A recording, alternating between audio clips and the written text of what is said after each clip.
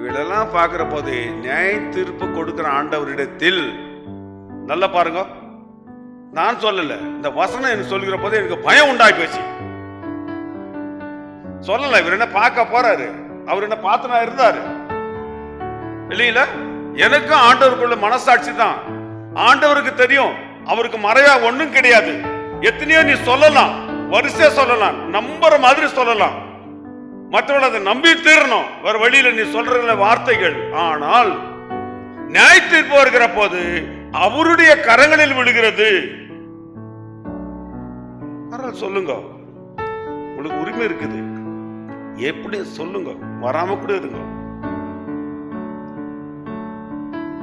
ஆனா நியாய தீர்ப்பு அது வந்தே தீரும். அதுல ஒரு சந்தேகம் கிடையாது, அதுல ஒரு மாற்றம் கிடையாது. நியாய தீர்ப்பு வருகிற போது ஜீவனுள்ள தேவனுடைய கரங்களில் விழுகிறது.